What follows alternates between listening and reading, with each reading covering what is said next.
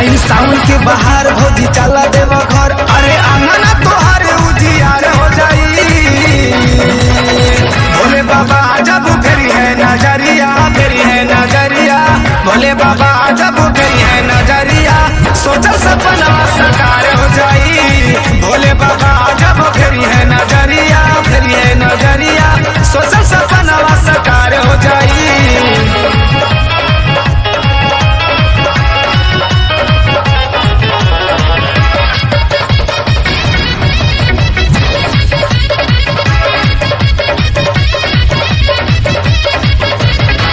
सबसे महान मोरे अवघड़ दानी, सावन में दर्शन कला दुनो प्राणी।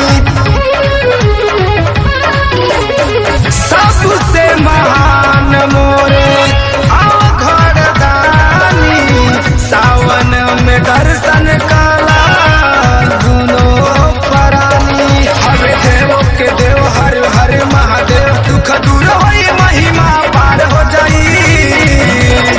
भोले बाबा जब फेरी है नजरिया, फेरी है नजरिया, भोले बाबा जब फेरी है नजरिया, सोचल सपना साकार हो जाई। भोले बाबा जब फेरी है नजरिया, सोचल सपना साकार हो जाई।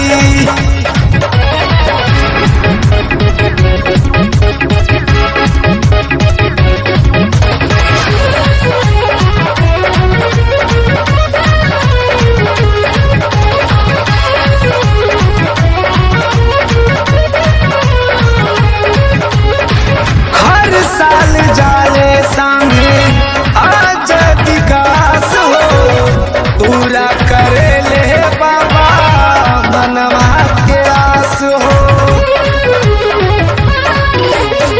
हर साल जाले सामने आज विकास हो, पूरा करे ले बाबा मनवा के आस हो।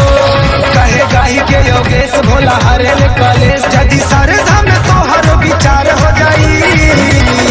भोले बाबा जब फेरी है नजरिया, फेरी है नजरिया, भोले बाबा जब फेरी है नजरिया, सोचल सपना साकार हो जाई। भोले बाबा